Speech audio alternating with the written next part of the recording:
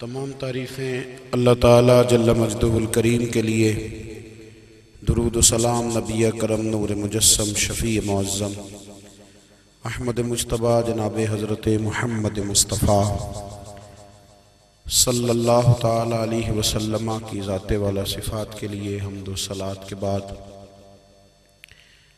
عزیز دوستو، بزرگوں اور بھائیوں، انسان کھائے پیے سوئے جاگے تو اس کے جسم کی ضروریات پوری ہوتی ہیں، لیکن جب وہ اللہ کا ذکر کرتا ہے، نماز پڑھتا ہے، دعا مانگتا ہے، استغفار پڑھتا ہے، درود و سلام کے گجرے پیش کرتا ہے، تو پھر اس کی روحانی ضروریات پوری ہوتی ہیں۔ آج جس زمانے میں ہم وقت گزار رہے ہیں، لوگوں کی جسمانی ضروریات پوری کرنے کے لیے، غذائی ضروریات پوری کرنے کے لیے بہت سارے بندوبست کیے جا رہے ہیں، لیکن جتنا لوگ اپنی ظاہری ضروریات میں خود کفیل ہوتے جا رہے ہیں، اتنا ہی زیادہ وہ روحانی طور پر کمزور ہوتے جا رہے ہیں۔ گھنٹوں بیٹھ کر گپ شپ کرنے والے لوگوں کے لیے تھوڑی دیر بھی ذکر الہی کرنا مشکل ہو جاتا ہے۔ لمبی چوڑی باتیں کرنے والے، لمبے چوڑے دلائل دینے والے لوگ اور سمجھدار لوگ اور سیانے لوگ عبادت کے معاملے میں سستی کرتے ہیں، عمل کے مسئلے میں کمزور ہو جاتے ہیں۔ تسبیحات کرنا، وظائف پڑھنا، درود و سلام پڑھنا، کم بولنا، سچی بات کرنا، صبر سے رہنا، شکر کو اپنانا، قناعت اختیار کرنا، حسد، بغض، عداوت سے بچنا، یہ لوگوں کے لیے مشکل ہو جاتا ہے۔ پھر اس کا نقصان یہ ہے کہ معاشرہ ایک عجیب سی بے سکونی اور بے قراری کا شکار ہے۔ جیب میں بہت زیادہ پیسے رکھنے والا، خوش شکل نظر آنے والا، پیٹ بھر کے روٹی کھانے والا شخص بھی ڈھونڈتا پھرتا ہے کہ آخر میں پریشان ہوں کیوں۔ آپ انسانیت کی تاریخ پڑھیں گے تو آپ کو معلوم ہوگا کہ انسان نے کبھی پتھر کی پوجا کی، کبھی معاذ اللہ چاند سورج کی، درختوں کی، بتوں کی پوجا کی۔ معاذ اللہ یہ غلط ڈائریکشن پہ تو چڑھ گیا، لیکن ایسا نہیں ہے کہ کوئی بندہ دنیا میں آیا ہو اور کسی کی اس نے عبادت نہ کی ہو۔ اس لیے کہ اللہ تبارک و تعالیٰ نے جس طرح ہمارے جسم میں کھانے کی طلب رکھی ہے، پینے کی طلب رکھی ہے، سونے کی طلب رکھی ہے، اسی طرح اللہ تعالیٰ نے عبادت کے لیے طلب رکھی ہے جسم میں۔ یہ تو ہوا کہ انسان گمراہ ہو گیا، غلط رستوں پہ چل نکلا، اس نے جھوٹے معبودوں کی طرف معاذ اللہ توجہ کر لی، لیکن وہ کسی نہ کسی کے سامنے جھکتا رہا، چونکہ اس کے وجود میں طلب تھی، شوق تھا اسے کہ وہ عبادت کرے۔ اللہ تبارک و تعالی جب مسلمان کو توفیق دے اور اللہ کی بارگاہ کی جانب وہ رجوع کرے، تو پھر اس کا رویہ یہ ہونا چاہیے کہ اس کی توجہ ہو اللہ کی جانب۔ ہمارے ہاں تسبیحات پڑھ لی جاتی ہیں اگر کبھی موقع ملے، لیکن وہ خاص انہماک، وہ خاص شوق، وہ خاص ذوق اللہ تبارک و تعالیٰ کی عبادت کا، ایک ہوتا ہے نماز پڑھنا، ایک ہوتا ہے اہتمام کے ساتھ نماز پڑھنا، یعنی ذرا وقت پہ اٹھنا، ذرا صحیح کر کے وضو کرنا، ذرا شوق سے مصلی بچھانا۔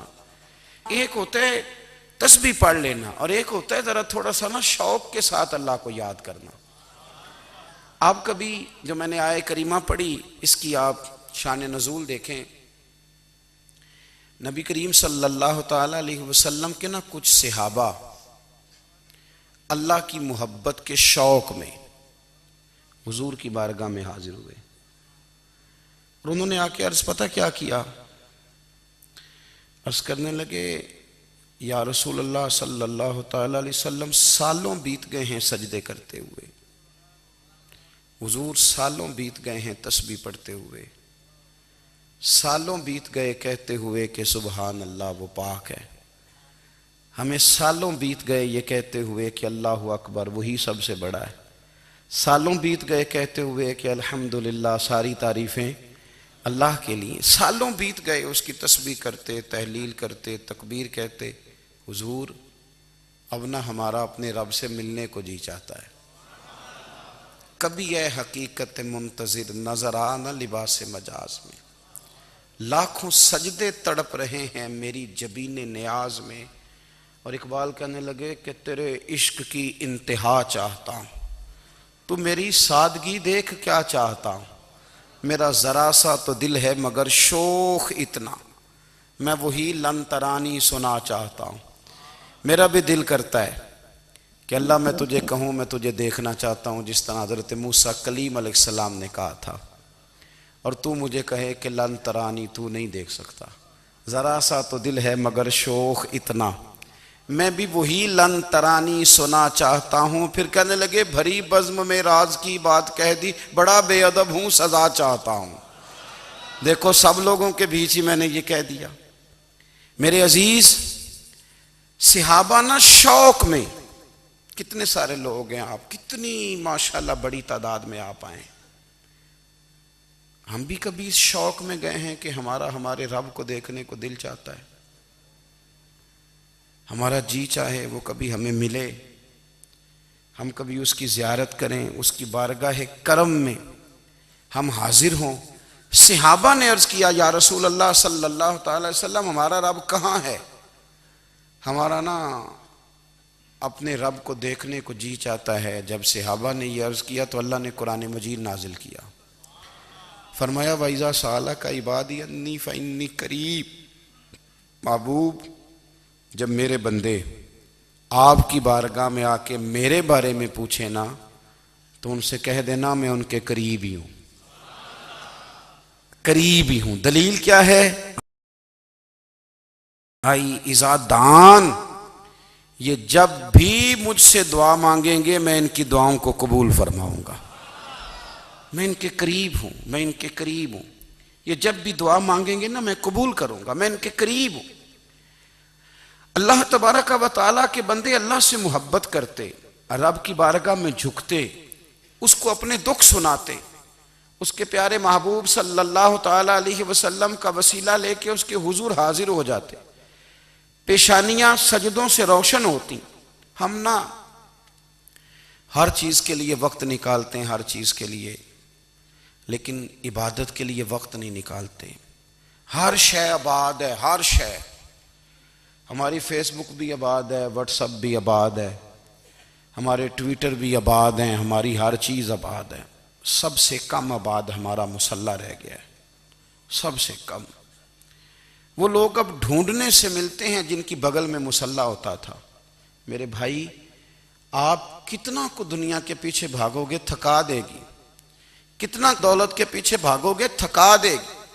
آپ جب اپنی زندگی میں جمع تفریق کرو گے نا تو مرتے وقت احساس ہوگا کہ سارا کچھ تو لوگوں کے لیے کیا، اپنے لیے تو کر ہی کچھ نہیں سکے۔ اور ہم عبادت کے معاملے میں بہانے بازی بھی کرتے ہیں، ہم کہتے ہیں اوہو رزق کمانا بھی تو عبادت ہی ہے نا، تو میں حلال روزی کے لیے جا رہا ہوں یہ بھی تو عبادت ہے نا۔ میری طرح کے لوگ کہہ دیتے ہیں کہ میں سویرے اٹھ کے مدرسے میں کچھ اسباق دیکھتا ہوں تو یہ بھی تو عبادت ہے، میں بیان کرنے کے لیے مطالعہ کرتا ہوں تو یہ بھی تو عبادت ہے نا، اتنے لمبے سفر کر کے ملک میں دنیا میں گھومتا ہوں تو یہ بھی تو میں عبادت ہی کر رہا ہوں۔ اب اسپیشل نفلوں کے لیے وقت کس طرح نکلے، اسپیشل کر کے تسبیح میں کیسے چلاؤں، میں سارا کچھ ہم بہانے بنا لیتے ہیں نا۔ میرا سوال یہ ہے کہ یہ ساری باتیں صحابہ کو، نبی کریم کو، دیگر لوگوں کو بھی تو پتہ تھی نا، لیکن آپ غور تو کریں 23 سال حضور کو وقت ملا، مختصر وقت ظاہراً تبلیغ کرنے کے لیے، پوری دنیا میں دین بھی پھیلانا ہے، گھر میں 11 ازواج ہے، 4 بیٹیاں ہیں، ان کی اولادیں، سارے کام کاج بھی دیکھنے ہیں، لیکن سیدہ طیبہ طاہرہ حضرت عائشہ صدیقہ رضی اللہ تعالیٰ عنہ فرماتی ہیں سارا دن تبلیغ کرتے، ہر غلام کے دکھ سنتے، گھر میں آتے تو اپنے گھر والوں کا خیال کرتے، کام میں ہمارا ہاتھ بٹاتے۔ قربان جاؤں، کہتی ہیں زمانہ سارا سو جاتا لیکن آمنہ کے لال مصلی بچھا لیتے۔ دنیا سو گئی ساری، سب سو گئے، جو خدام تھے، وہ جو غلام تھے، وہ سو گئے۔ صحیح مسلم میں لفظ ملیں گے، سیدہ پاک فرماتی ہیں او میرے نبی کے غلاموں، میں نے یہ رنگ بھی دیکھا ہے کہ حضور نے اتنا کھڑے رہے، اتنا قیام کیا، اتنا قیام کیا کہ مقدس پیروں میں ورم آ گئے، سوج گئے پیر، اتنے بڑے۔ دل پہ ہاتھ رکھ کے نہیں بتا سکتا کہ میرے کبھی نماز میں پیر سوج گئے ہوں، کوئی نہیں بتا سکتا۔ بچوں کی روٹی کماتے تھک گئے بات الگ ہے، ہم سیر کرنے گئے تو تھک گئے بات الگ ہے، لیکن عبادت میں یہ بھی تو مسلم شریف ہے نا، یہ بھی تو دین ہے نا، یہ بھی تو حضور کی سنت ہے، یہ بھی تو وہ چیز ہے جو کریم کی آنکھوں کی ٹھنڈک ہے۔ سیدہ فرماتی ہیں پیروں میں ورم آ گئے، اور ساری رات ہی حضور نے نماز پڑھی اور ایک ہی آیت بار بار دہرائی۔ مسجد نبوی میں بلال حبشی نے فجر کی اذان دے دی اور حضور ابھی مصلی پہ تھے، کریم فارغ ہوئے۔ میں نے عرض کی یا رسول اللہ صلی اللہ علیہ وسلم، آپ کے تو صدقے اللہ اگلے پچھلوں کے گناہ معاف کرے گا، تو آپ اتنی آہوزاری کیوں فرماتے ہیں؟ آپ تو شفیع ہیں، آپ تو انبیاء کے امام ہیں۔ تو حضور نے فرمایا عائشہ تم نے گنوایا ہے نا میرے اللہ کی مجھ پر کتنی رحمت ہے، افلا اکون عبدا شکورا، فرمایا اگر اس نے اتنی نعمتیں دی ہیں تو کیا میں اس کا شکر گزار بندہ نہ بنوں؟ میں شکر گزار بندہ نہ بنوں اس کا؟ پھر اگر اتنی نعمتیں اس نے دی ہیں، مجھے اتنا نوازا ہے، تو پھر میں اس کے سامنے سجدے نہ کروں؟ او میرے بھائی، بڑے قابل فخر لوگ ہیں ہم کہ ہم نبی پاک کے غلام ہیں، ہم قابل فخر ہیں کہ نبی کریم کے غلام ہیں۔ کیا کبھی اس غلامی کے شکرانے میں بھی دو نفل پڑھے کہ یا اللہ تیرا شکر ہے تو نے ہمیں حضور کا غلام بنایا ہے؟ یاد رکھیں کہ اپنی روحانی زندگی کو آباد کریں، استغفار پڑھیں، تسبیحات کریں۔ حضرت عبداللہ ابن عمر رضی اللہ تعالیٰ عنہ حضرت عمر کے صاحبزادے، مکہ مکرمہ میں ان کی قبر ہے۔ میں نے جب انہیں پڑھا تو مجھے ان سے بڑا پیار ہو گیا، لیکن آپ کو پتہ ہے وہاں جا کے کسی شخص کا مزار تلاش کرنا یا پوچھنا ایک مشکل کام ہوتا ہے۔ تو ایک دفعہ میں مکہ شریف میں حاضر تھا، تو ایک گاڑی والا ڈرائیور مجھے کہنے لگا کہ مولانا میں آپ کو جانتا ہوں، مجھے آپ سے محبت ہے، ایک بات بتاؤں آپ کو؟ میں نے کہا بتاؤ۔ کہنے لگے حضرت عبداللہ ابن عمر کی قبر دیکھنی ہے۔ میں نے کہا یہ تو نہیں کہہ رہا، یہ کسی نے بندوبست کرایا ہے، یہ اللہ نے تیرے دل میں بات ڈالی ہے، یہ ہو گیا تو لے چل مجھے۔ حضرت عبداللہ ابن عمر کو نبی پاک نے فرمایا تھا راجل صالح، یہ نیک بندہ ہے، یہ متقی آدمی۔ حضرت عبداللہ ابن عمر رضی اللہ تعالیٰ عنہ سیدنا فاروق اعظم رضی اللہ تعالیٰ عنہ کے صاحبزادے ہیں، اور ان کی ہمشیرہ سیدہ حفصہ رضی اللہ تعالیٰ عنہ حضور کی زوجہ محترمہ ہیں۔ ایک دن اپنی ہمشیرہ سے کہنے لگے کہ نبی کریم صلی اللہ تعالیٰ علیہ وسلم گھر میں آئے نا، اور اگر حضور غم امت میں پریشان نہ ہوں، طبیعت کو حشاش بشاش دیکھو، تو ذرا پوچھنا تو صحیح حضور کا میرے بارے میں کیا خیال ہے، پوچھنا تو صحیح کہ کریم کی بارگاہ میں میرا کیا مقام ہے، میرے بارے میں حضور کیا فرماتے ہیں۔ اب بہن کو کام بتائے، اور بتائے بھی بھائی، اور پھر بہن وہ کام نہ کرے، یہ تاریخ میں ہوتا نہیں۔ حضرت عمر فاروق رضی اللہ تعالیٰ عنہ کی صاحبزادی ام المومنین رضی اللہ تعالیٰ عنہ فرماتی ہیں کہ میں تو بس منتظر تھی، انہوں نے تو کہا تھا نا کہ اگر تم حشاش بشاش دیکھو تو بات کرنا، لیکن حضور تشریف لائے، میری باری تھی، میرے گھر تشریف لائے، کھانا پیش کیا تو فوراً میں نے عرض کی حضور ایک بات پوچھنی تھی۔ تو حضور نے فرمایا پوچھئے۔ میں نے عرض کی حضور میرے بھائی عبداللہ ابن عمر کے بارے میں آپ کا کیا خیال ہے؟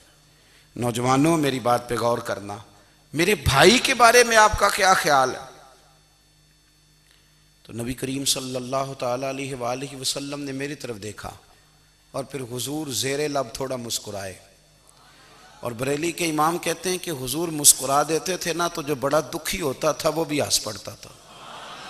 اب سوال پیدا ہوتا تھا کہ پھر تو اس مسکراہٹ کے لیے انتظار کرنا پڑتا ہوگا کئی کئی مہینے کہ حضور مسکرائیں تو رونے والے ہنسیں، تو اعلیٰ حضرت فرماتے ہیں نہیں، انتظار نہیں کرنا پڑتا، یہ مسکراتے رہنا تو حضور کی عادت ہے۔ جس کی تسکین سے روتے ہوئے ہنس پڑے اس تبسم کی عادت پہ لاکھوں سلام۔ یعنی یہ تو عادت ہے حضور کی مسکراتے رہنا، اس کے لیے انتظار نہیں کرنا پڑتا۔ بھائیو آپ خیال رکھیں گے، غور کریں گے، حضرت عبداللہ ابن عمر رضی اللہ تعالیٰ عنہ کے بارے میں پوچھا تو سیدہ فرماتی ہیں کہ نبی کریم صلی اللہ تعالیٰ علیہ وسلم نہ زیر لب مسکرائے اور فرمایا حفصہ تیرا بھائی ہے تو اچھا، لیکن میں نے سنا ہے کہ عشاء کی نماز پڑھتا ہے تو فجر تک سویا ہی رہتا ہے۔ او نوجوانوں، 10 بجے تک سونے کی بات نہیں ہوئی، 9 بجے تک سونے کی بات نہیں ہوئی، 11 بجے اٹھنے کی بات نہیں۔ حضور فرمانے لگے میں نے سنا ہے کہ عشاء کی نماز پڑھ کے سو جاتا ہے اور فجر تک سویا ہی رہتا ہے، اسے چاہیے کہ تہجد کے وقت اٹھا کرے، اللہ کی بارگاہ میں حاضر ہوا کرے، آہوزاری کرے، سجدے کرے، عبادت کرے۔ اٹھتا ہے اور فجر میں جا کے اٹھتا ہے۔ حضرت جناب حفصہ رضی اللہ تعالیٰ عنہ کہتی ہے میں نے جناب عبداللہ ابن عمر کو پیغام دیا اور میں نے کہا میرے جوان بھائی سن، نبی پاک نے فرمایا ہے تو اچھا پر تہجد میں نہیں اٹھتا، نفل نہیں پڑھتا۔ او میری ملت کے جوانوں، مزہ نہیں آ جاتا جب ساری دنیا سوئی ہو، ساری دنیا، اور بستر بھی گرم ہو اور نیند بھی پورا غلبہ کر رہی ہو، اور اچانک گھنٹی بجے دماغ میں، آنکھ کھلے، گھڑی پہ نظر پڑے، 3:30 4 بجے کا پیغام گھڑی بتائے، اور کوئی چڑھتی جوانی والا اٹھ کے وضو کرے، اور جب وہ مصلی کھول کے بچھائے تو مدینے والے محبوب کہتے ہیں کہ ہر نماز پہ رب ثواب دیتا ہے، اور جو اٹھ کے تہجد کی نماز پڑھے اسے دیکھ کے تو رب مسکراتا ہے، جو اس کی شان کے لائق ہے، جو اس کی شان کے لائق، وہ مسکراتا ہے، خوش ہوتا ہے کہ میرا بندہ تہجد میں اٹھ گیا، وہ مسکراتا ہے۔ کاش ہماری صبحیں کبھی اپنے مالک کے نام ہو جائیں، کاش کے صبحیں۔ حضرت ابو الحسن رحمۃ اللہ تعالیٰ علیہ حضرت معاذ ابن جبل رضی اللہ تعالیٰ عنہ کے پاس بیٹھا کرتے تھے، فرماتے ہیں ان سے جو پیار بڑھا تو پھر میرا مصلی سے بھی بڑھ گیا۔ تابعی ہیں، فرماتے ہیں صحابی رسول سے محبت ہوئی تو ذکر سے بھی ہو گئی، پھر درود شریف سے بھی ہو گئی، محبت ان سے بڑھی تو پھر اللہ نے مسجد کا پیار بھی بڑھا دیا۔ آپ فرماتے ہیں کہ میری ہر وقت بھی یہ چاہتی تھی کہ بس اللہ اللہ کروں، بس اللہ اللہ کروں، بس نہ میں ذرا تھوڑی جان چھڑاؤں لوگوں سے، کوئی 10 منٹ ملے تو میں کچھ 4 نفل پڑھ لوں، میں تھوڑا سا نہ بچوں لوگوں سے، اور مجھے تسبیح ملے تو میں نہ کچھ 400-500 دفعہ استغفار پڑھوں، سبحان اللہ، الحمدللہ، اللہ اکبر، لا حول ولا قوت الا باللہ، میں نہ تسبیحات پڑھوں۔ فرماتے ہیں کہ بچے تھے گھر میں 6-7، غربت تھی، کام ملتا کوئی نہیں تھا،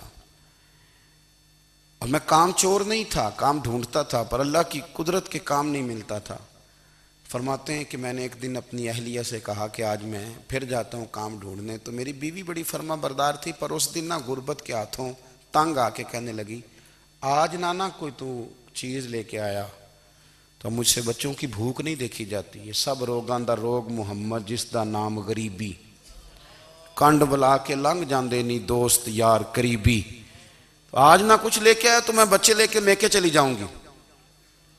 شیخ فرماتے ہیں کہ میں بڑا پریشان گھر سے نکلا، پر میں نے صبح سے لے کے زور تک کام ڈھونڈا، کام ملا کوئی نہیں، تو میرے دل میں خیال آیا چلو کام نہیں ملتا تو اللہ اللہ تو کرے نا، چلو بندوں کی مزدوری نہیں ملتی تو رب کریم کی عبادت ہی کرتے ہیں۔ فرماتے ہیں کہ میں نے نا فرات کے پانی سے وضو کیا، نہر کے، شدید دھوپ تھی، ساتھ ریت تھی اور ریت تپ رہی تھی، میں نے اپنا رومال وہیں مصلی کے طور پر بچھا لیا، اور فرماتے ہیں کہ زور سے لے کر عصر تک نماز پڑھی، دھوپ بھی پورے زور پہ، پر میرے سجدے کا ذوق بھی پورے زور پہ۔ فرماتے ہیں سورج بھی چمک رہا ہے اور رب کی عبادت کا ذوق بھی پورے زور پہ، میں سجدہ کروں تو پھر میرا اٹھانے کو جی نہ چاہے، میرے استاد لکھا کرتے تھے، یہ ان کا شعر ہے، وہ کہا کرتے تھے مجھے سوز دے، مجھے ساز دے، اور مجھے نیم شب کا نیاز دے، دم سجدہ خود کو میں توڑ دوں، مجھے ایسا ذوق نماز دے، اور میں تیری بہار کا پھول ہوں، میں کھلا بھی ہوں تو تیرے لیے، مجھے میری شاخ سے توڑ لے، مجھے اپنی زلف کا ناز دے۔ بھائی فرماتے ہیں کہ عصر تک میں نے نفل پڑھے، دل ڈھلنے لگا، عصر کی نماز پڑھی اور میں وہاں سے چلا۔ اب میں جب نکلنے لگا تو دل میں خیال آیا کہ چھوٹی چھوٹی دیواریں ہیں گھر کی، بغیر کچھ لیے جاؤں گا تو بیوی دور سے دیکھے گی تو شور کرے گی کہ پھر خالی ہاتھ آ گیا ہے۔ کہتے میں نے اپنے اسی رومال میں جس پہ میں نے نماز پڑھی تھی نا، رومال میں کی آخی دے پنجابی صافہ کہتے ہیں، اسی میں نا میں نے کچھ ریت بھر لی کہ وہ دور سے دیکھے گی تو سمجھے گی کچھ لے کے آیا ہے، چلو جا کے اسے بتا دوں گا کہ آج پھر مزدوری نہیں ملی۔ کہتے ہیں وہ ریت لے کر جب میں گھر میں گیا تو پہلے بیوی دروازے پہ کھڑی ہوتی تھی، پوچھتی تھی خالی ہاتھ آ گئے ہو؟ آج میں نے دیکھا تو ہے ہی کوئی نہیں۔ فرماتے ہیں میں اندر داخل ہوا، سلام لیے، کونے میں میں نے وہ رومال رکھ دیا اور میں نے آواز دی کہ بھلی مانس کہاں ہو؟ تو وہ کہنے لگی آپ منہ ہاتھ دھو لیں، میں روٹی لے کے آئی۔ میں نے کہا روٹی کہاں سے آ گئی؟ یہاں تو کئی دنوں کے فاقے، تو کئی دنوں کی غربت ہے، یہاں تو اس گھر میں تو فقیری ہے۔ فرماتے ہیں کہ وہ روٹی لے کے آئی اور اس وقت کی جو موجودہ نعمتیں تھیں، سمجھ لیں سلاد، اچار، ہر چیز ساتھ لائی۔ میں نے کہا کہ بچے کہاں گئے؟ کہنے لگی وہ کھانا کھا کے کھیلنے گئے، آپ کھانا کھا لیں آ جاتے۔ کھانا اس نے چن دیا۔ میں نے حیرت انگیز لہجے میں ساری نعمتیں اپنے دسترخوان پہ دیکھ کر کے بیوی سے پوچھا یہ کہاں سے آیا کھانا؟ بچوں کو تو نے کہاں سے کھانا کھلایا؟ یہ سارا کچھ کیسا ہے؟ تو کہنے لگی پتہ نہیں آج آپ کس کریم کی مزدوری کرنے چلے گئے تھے، پتہ نہیں کس کریم کی، میرے گھر میں تو اتنی نعمتیں آئی ہیں کہ مجھ سے سنبھالی نہیں جا رہی، اتنا اناج ہے، اتنا گندم ہے، کس کریم کے دروازے آج چلے گئے تھے؟ یہ کہتے کہتے وہ اٹھی اور اٹھ کر کے کہنے لگی پہلے بڑا کچھ آیا تھا، اب کیا لے آئے ہو؟ اور جا کر کے نا اس نے وہ ریت والا رومال کھولا، کہنے لگے میں تو لے کے آیا تھا ریت، تو میرے رب نے اسے بھی سونے اور ہیرے بنا دیا تھا۔ جب آپ کی توجہ اللہ کی جانب، میرے نبی پاک صلی اللہ تعالی علیہ وسلم نے فرمایا ہر چیز اپنے رب سے مانگ، ہر چیز مانگ، ہر چیز مانگ۔ یا رسول اللہ کیا کچھ؟ میرے محبوب نے فرمایا تیرے گھر میں نمک بھی ختم ہو جائے تو وہ بھی اپنے رب سے مانگا کر، تو مانگنا وہ تجھے دے گا، تو اس کی بارگاہ میں کشکول طلب دراز تو کرنا۔ اور ترمذی شریف میں عجیب لفظ ہیں، رسول کائنات نے فرمایا، رب کریم فرماتا ہے جب میرا بندہ ہاتھ اٹھاتا ہے نا تو مجھے حیا آتی ہے کہ میں خالی کیسے لوٹا دوں اس کے، اتنے بڑے بادشاہ کی بارگاہ میں۔ او بھائی لوگوں سے عزتیں تلاش کرتے ہو تو وہ کیا تمہیں عزت دیں گے؟ وہ تو کل اچھا کہتے ہیں پرسوں برا کہنے لگ جاتے ہیں۔ لوگوں کے سامنے گڈ بک میں آنا چاہو گے تو وہ تو سویرے تمہارے بارے میں کچھ کہیں گے، شام کچھ اور کہیں گے۔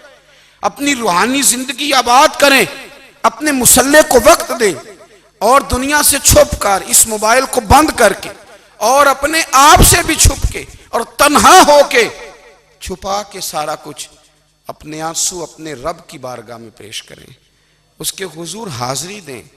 سنو نا ترمذی کی حدیث، اور اسے یاد رکھنا، نبی پاک علیہ السلام نے فرمایا اپنے دکھ لوگوں کے سامنے نہ بیان کرنا، سیٹھوں نوابوں کو نہ بتاتے پھرنا، دنیا داروں کے سامنے جا کے نہ رونا کہ میں تکلیف میں ہوں۔ فرمایا اگر دنیا داروں کو دکھ بتاؤ گے رب تمہیں کبھی غنی نہیں کرے گا، اور لوگ ہیں کہ الٹا مذاق اڑائیں گے۔ آپ کی جس سے بڑی پکی یاری ہے نا، پکی، وہ تب تک پکی ہے جب تک آپ نے 50,000 مانگا نہیں، اور جس وقت آپ نے کہہ دیا کہ میں مجبور ہوں میری مدد کر تو پھر ختم ہو گئی دوستی۔ لوگوں کی تعلقات آپ کے ساتھ تب تک ہیں جب تک آپ ان سے کوئی ضرورت وابستہ نہیں کرتے۔ کریم محبوب فرمانے لگے بندوں کے سامنے دکھ نہ بیان کرنا، اللہ تجھے کبھی غنی نہیں کرے گا، تو اپنے دکھ اپنے رب کو بتا، تو دعائیں مانگ، تو اس کی بارگاہ میں حاضر ہو، تو اس کے حضور عرض کر۔ فرمایا اپنے دکھ اپنے رب کو بتا، وہ جلدی کرے یا دیر سے کرے تجھے ساری دنیا سے بے نیاز کر دے گا، تجھے کسی کا محتاج نہیں رہنے دے گا۔ اپنے مسلح کو، اپنی دعاؤں کو. ایک بزرگ فرماتے ہیں میں نے دعا مانگنے کا طریقہ اپنی بیوی سے سیکھا. دعا مانگنے کا طریقہ اپنی، سیکھنے والے تو اپنے بچوں سے بھی سیکھ لیتے ہیں، سیکھنے والے تو ہر ایک سے سیکھتے ہیں. وہ کہتے ہیں میں نے دعا مانگنے کا سلیقہ اپنی بیوی سے سیکھا ہے. حضرت وہ کس طرح؟ فرمانے لگے میری بیوی نے نا مجھے کوئی کام بتایا، کچھ پیسوں کی ضرورت کے لیے کہا، تو میں نے اسے کہا کہ بھئی ابھی میرے پاس نہیں ہے، کچھ دنوں میں آتے ہیں تو میں دے دوں گا. عورتوں کی عادت ہوتی ہے وہ بار بار یاد کراتی ہیں. 2-4 دنوں کے بعد پھر اس نے کہا حضرت وہ میں نے کہا تھا کچھ پیسے، میں نے اسے کہا کہ ابھی میرے پاس نہیں ہے، کچھ دنوں میں ملتے ہیں تو میں تمہیں دے دوں گا. اس نے کچھ دنوں کے بعد پھر کہا حضور وہ میں نے کچھ پیسے کہے تھے. فرماتے میں نے ڈانٹ دیا، میں نے کہا کہ کیا تو روز مجھے شرمندہ کرتی ہے، کہا نا میرے پاس نہیں ہے، ہوں گے تو دے دوں گا، تو روز یاد کراتی ہے. فرماتے ہیں اس نے پہلے تو میری ڈانٹ کو سہا، پھر میرے سخت جملوں نے اس کی آنکھوں میں آنسو پیدا کر دیے، پھر اس نے اپنے آنچل میں اپنے اس دکھ کو سمیٹا، اور پھر اس نے ایک جملہ کہا تو میں رو پڑا، اور مجھے اپنے رب سے مانگنے کا طریقہ آ گیا. مجھے کہنے لگی حضرت جی آپ نے ڈانٹ دیا میں نے سہ لیا، پر آپ ہی میرے شوہر ہیں، بتائیں نا آپ سے نہ کہوں تو میں کس سے جا کے کہوں. فرماتے ہیں میں رو پڑا، اور میں کھل کے رویا، اور میں تڑپ کے رویا، اور پھر میری سسکیاں بند گئیں. تو مجھے کہنے لگی آپ کو کیا ہوا؟ میں نے کہا مجھے بھی دعا مانگنی آ گئی ہے. جب میں اسے کہوں گا نا اللہ تو ہی میرا رب ہے، میں تجھ سے نہ کہوں تو میں کس سے جا کے کہوں؟ میں کیوں کسی بندے سے سوال کروں؟ میں کیوں کسی دنیا دار سے کہوں؟ میں تیرے بندوں کا، نیک بندوں کا وسیلہ لے کے، تیرے محبوب کی غلامی لے کے تیری بارگاہ میں آیا، تجھ سے نہ مانگوں تو کس سے مانگوں؟ سمجھ آ گئی ہے. جب میں اس رنگ میں مانگوں گا تو پھر رب میرے اوپر بڑا ہی فضل فرمائے گا، وہ میرے اوپر بڑی رحمت کرے گا، وہ میرے لیے آسانیاں کرے. عزیز دوستو ہم اس طرح کرنے لگ گئے ہیں کہ ہم نے نا اپنے تعلقات پر اعتماد کرنا شروع کر دیا ہے. میرے تعلقات بہت ہیں. ہم نے اپنی دولت پر اعتماد کرنا شروع کر دیا ہے، میرے پاس دولت بہت ہے. ہم نے اپنے علم پر، اپنی شہرت پر اعتماد کرنا شروع کر دیا ہے کہ میرے پاس فلاں چیز بہت ہے. یاد رکھنا جب بے نیاز اپنی صفت بے نیازی دکھاتا ہے تو بڑی بڑی دولتوں والے مجبور نظر آتے ہیں. بھائیو جب انسان کا رشتہ اپنے مالک کے ساتھ ہوتا ہے پھر تو غم بھی کچھ نہیں کہتے، پریشانیاں بھی کچھ نہیں کہتی، پھر تو زندگی صبر والی، پھر تو زندگی توکل والی، پھر تو زندگی بھروسے والی. پھر انسان اپنے آپ کو رسوا نہیں کرتا، دنیا داروں سے امیدیں اس کی ختم ہو جاتی، امیدیں اللہ رسول سے لگا لیتا ہے، مضبوط ہو جاتا ہے، مضبوط، طاقتور ہو جاتا ہے، خوددار ہو جاتا ہے، باوقار باعزت ہو جاتا ہے. حضرت بہلول دانا رحمت اللہ علیہ بیٹھے تھے تو ہارون رشید حج کر کے آ رہا تھا، تو رستے میں حضرت شیخ سے ملاقات ہو گئی تو السلام علیکم کے بعد کہنے لگا حضور کوئی حکم ہو تو بتائیے گا. تو حضرت بہلول دانا فرمانے لگے تیرا رب کون ہے؟ اس نے کہا اللہ. تو فرمایا میرا کون ہے؟ کہا اللہ. فرمانے لگے تو بڑا ہی بیوقوف ہے، کیا تو یہ سمجھتا ہے کہ رب ہارون رشید کو تو دے گا اور بہلول دانا کو بھول جائے گا؟ تیرا بھی وہی رب ہے، میرا بھی وہی رب ہے. اس نے اگر تجھے دے کے آزمایا ہے تو ہو سکتا ہے مجھے نہ دے کے آزما رہا ہو. جب اس کی حکمت کے تقاضے ہوں گے تو عطا کرے گا اور دے گا. تو جا اپنا کام کر. بھائی اپنی روحانی زندگی، اپنی عبادات، اپنے وظائف، اپنے روزمرہ کے معاملات، اپنی دعائیں، اپنا استغفار. دیکھو کوئی مشکل کام تو نہیں، 2 رکوع ہیں سورہ واقعہ کہ اگر رات کو پڑھ لی جائے تو. میں کس طرح یہ بات بیان کروں کہ تعویذ بانٹنا آسان ہے اور وظیفہ بتانا مشکل ہے. سارا دن تعویذ بانٹیں تو لوگ لینے کو تیار ہیں، اور اگر آپ وظیفہ بتائیں تو کہتے ہیں تو مشکل کام ہے. او خدا کے بندے، اگر آپ کا تعلق قرآن پاک کے ساتھ مضبوط ہو، قرآن پاک کے ساتھ اگر آپ کا رشتہ ہو، لوگ سفارشیں ڈھونڈتے ہیں نا دنیا میں، کوئی تعلق مل جائے تو میرا کام ہو جائے. دنیا میں اتنا مشکل معاملہ ہے، آخرت میں مجھے بتائیے گا کتنا مشکل معاملہ ہوگا. میرے نبی پاک صلی اللہ تعالیٰ علیہ وسلم نے فرمایا جو لوگ سورہ ملک پڑھا کرتے تھے نا، سورہ ملک، یہ سورت ملک قیامت میں ان کی سفارش کرے گی. اور اس طرح کرے گی کہ کہے گی اے اللہ یہاں اس بندے کو جنت میں داخل کر دے یا مجھے قرآن پاک سے علیحدہ کر دے، تو رب فرمائے گا جا اس کا دامن تھام کے اسے جنت تک پہنچایا۔ آپ بات کو سمجھیں، جب آپ کے تعلقات اپنے معاملات کے ساتھ مضبوط ہوں گے، یہ نبی کریم نے وعدہ کیا ہے کہ تو سورت واقعہ پڑھ تیرے گھر میں فاقہ نہیں آئے گا۔ حضرت عبداللہ ابن مسعود رضی اللہ تعالیٰ عنہ بیمار تھے تو حضرت عثمان غنی رضی اللہ تعالیٰ عنہ تیمارداری کے لیے تشریف لے گئے اور جا کر کے کہا کہ آپ بڑے بیمار ہیں، آپ کی بیٹیاں زیادہ ہیں، میں چاہتا ہوں کہ خزانے میں سے کچھ مدد کروں۔ تو سیدنا عبداللہ ابن مسعود رضی اللہ تعالیٰ عنہ اٹھ کے بیٹھ گئے اور کہنے لگے امیر المومنین، اللہ آپ کو میری طرف سے میری بیٹیوں کی طرف سے بہتر صلہ دے، میری بیٹیوں کو کسی خزانے کی ضرورت نہیں، میں نے انہیں خزانہ دے دیا ہے۔ کہا جناب آپ نے کون سا خزانہ دیا ہے، میں آپ کے مالی معاملات کو جانتا ہوں۔ تو فرمانے لگے امیر المومنین، میرے نبی کریم نے فرمایا ہے جو سورت واقعہ پڑھے اسے کبھی فاقہ نہیں آتا، میں نے بیٹیوں کو یاد کرا دی ہے، یہ خزانہ میں نے انہیں دے دیا ہے۔ وہ سارے والدین سنیں جو بیٹیوں کے لیے پریشان رہتے ہیں۔ حضرت عبداللہ ابن مسعود نصیحت کر رہے ہیں، فرمانے لگے میں نے سورت واقعہ یاد بھی کرا دی ہے، پڑھنے کی عادت بھی ڈال دی ہے۔ حضور نے فرمایا ہے جو سورت واقعہ پڑھے اسے فاقہ نہیں آتا۔ کہنے لگے چاند تو اپنی جگہ چھوڑ سکتا ہے، سورج گر سکتا ہے، تارے ٹوٹ سکتے ہیں، پر مدینے والے رسول کی بات غلط نہیں ہو سکتی۔ حضور نے فرمایا فاقہ نہیں آئے گا تو انشاءاللہ کبھی بھی نہیں آئے گا۔ کرنے کا کام یہ ہے کہ ہم اپنے معاملات، اپنی عبادات، اپنی دعائیں کبھی 10 منٹ عادت ہو جائے نا دعا مانگنے کی علیحدہ سے رات کو۔ حضور نے فرمایا جو فرض نماز کے بعد دعا مانگے اللہ اس کی قبول کر لیتا ہے۔ نبی پاک صلی اللہ تعالیٰ علیہ وسلم نے فرمایا اللہ مسافر کی دعا قبول فرماتا ہے۔ حضور نے فرمایا اللہ مظلوم کی دعا قبول فرماتا ہے۔ حضور نے فرمایا بیمار سے دعا کراؤ اللہ اس کی دعا قبول فرماتا ہے۔ میرے نبی پاک نے فرمایا ماں باپ جب بھی اولاد کے لیے ہاتھ اٹھائیں، ویسے تے بلے شاہ تو آسمانی اڈدیاں ہی پھڑ دیں، جڑا گھر بیٹھا انہوں بڑھیا ہی نہیں۔ حضور فرمانے لگے ماں باپ جب بھی اولاد کے لیے دعا فرمائیں اللہ ان کی دعا کو قبول کرتا ہے۔ آپ اپنا تعلق بنائیں، دعا کے ساتھ، عبادت کے ساتھ، مصلی کے ساتھ رشتہ بنائیں، استغفار پڑھیں۔ صلاح الدین ایوبی صلیبی جنگوں میں تھے، رات کو مسجد اقصیٰ میں نماز پڑھی تو پریشان تھے۔ ایک بزرگ سے ملاقات ہوئی تو وہ کہنے لگے کہ آپ بڑے پریشان ہیں۔ کہنے لگے حضور پریشان اس لیے ہوں کہ پہلے ہی مسلمان کمزور ہے، اب میں نے سنا ہے دشمن کا ایک بحری بیڑا وہ جنگی سامان سے بھرا ہوا آ رہا ہے، تو اب ان کے پاس اور تلواریں اور نیزے آ جائیں گے، مسلمانوں کے پاس پہلے ہی وسائل کی کمی ہے، پریشان ہوں کس طرح کر کے مقابلہ کریں گے۔ یہ بات کہتے ہی صلاح الدین ایوبی نے بزرگوں سے کہا حضور آپ بھی دعا کرنا، دعا کی بڑی طاقت ہے۔ میرے نبی پاک نے فرمایا دعا مومن کا ہتھیار ہے، دعا مومن کا۔ حضور نے فرمایا تقدیر کو سوائے دعا کے کوئی چیز نہیں بدل سکتی، دعا مومن کا ہتھیار ہے، یہ کافر کے پاس کوئی نہیں، یہ ہتھیار ہے مومن کا۔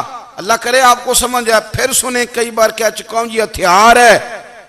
کافر کے مقابلے میں جو تیرے پاس سب سے بڑا ہتھیار ہے وہ دعا ہے۔ دعائیں کرانی چھوڑ دی، کرنی چھوڑ دی، لینی چھوڑ دی۔ حضرت سیدنا انس بن مالک رضی اللہ تعالیٰ عنہ فرمایا کرتے تھے میں نے وہ رنگ دیکھا ہے جب حضور دعا مانگتے تھے اور حضور کی مقدس آنکھوں میں آنسو بھی ساتھ ہی بہا کرتے تھے، میں نے وہ انداز دیکھا ہے۔ تو صلاح الدین ایوبی بزرگ سے کہنے لگے آپ بھی دعا کیجیے، اور خود رونے لگے اور سر سجدے میں رکھ کے رونے لگے، اور عشاء سے لے کر فجر تک روئے، خوب روئے۔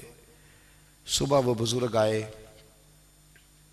تو صلاح الدین ایوبی کا خوبصورت اور ہنستا ہوا چہرہ دیکھا، کہنے لگے آپ بڑے خوش ہیں، رات تو میں نے بڑے روتے ہوئے دیکھا تھا۔ تو کہنے لگے حضور وہ جو بحری بیڑا آ رہا تھا نا وہ پانی میں ڈوب گیا ہے، اب وہ نہیں آ رہا، ابھی خبر آئی ہے تو میں بڑا خوش ہوں۔ بزرگ کہنے لگے اٹھ سینے سے لگ، اور سن ایک بات، وہ بحری بیڑا پانی میں نہیں ڈوبا، وہ تیرے آنسوؤں میں ڈوب گیا ہے۔ وہ جو تو رات رویا ہے نا رب کریم کی بارگاہ میں تو وہ ڈوب گیا ہے۔ بھائی اپنا مصلی کا، عبادت کا، وظائف کا، اللہ اللہ کا سلسلہ اس کو مضبوط کریں، اپنی دعاؤں کے تعلق کو مضبوط کریں۔ دعائیں بڑے انقلاب برپا کر دیتی ہیں۔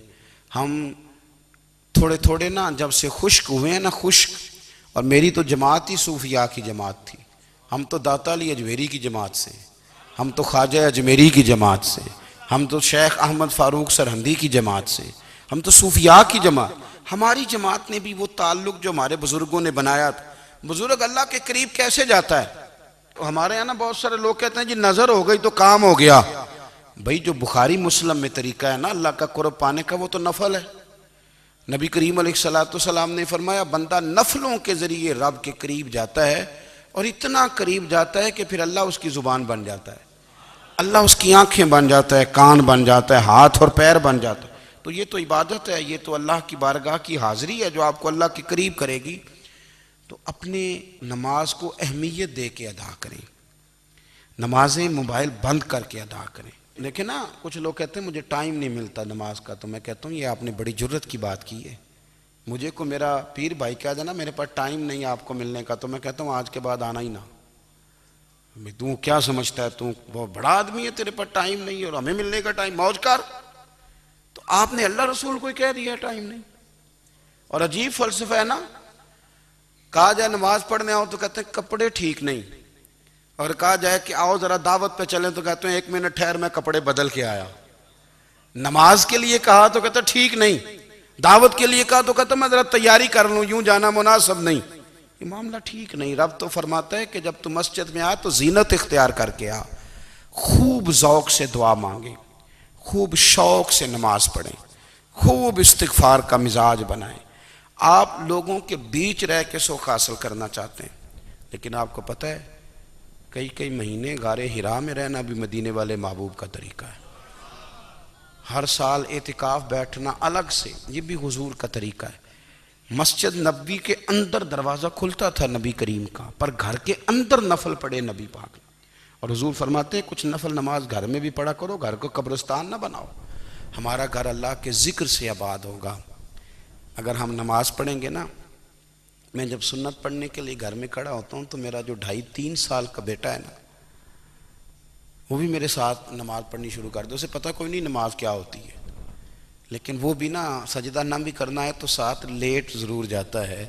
پتہ چلا بچے لیکچر دینے سے نماز نہیں پڑھتے، نماز شروع کر دیں تو بچے بھی شروع کر دیتے ہیں۔ ہم جب پریشان ہوتے ہیں تو لیکچر دیتے ہیں، تو لیکچر تو باہر شاید چل جائے، گھر میں کیسے چلے گا؟ گھر میں تو عمل چلے گا۔ تو میرے عزیز، آج کے اس روحانی اجتماع میں ہمارے دوستوں نے جو محنت کی، ہم نے بار بار اپنی نیت سے پوچھا خدا ہمیں معاف کرے اگر کوئی ذاتی شہرت ہے، کوئی ہمارے ذاتی مفادات ہیں، رب ہمیں ہدایت دے۔ ہماری یہ خواہش تھی کہ روحانی اجتماع ہمیں تھوڑا سا اللہ اور اس کے رسول کے جانب مائل کرے، کچھ ہمارا رشتہ مصلی کے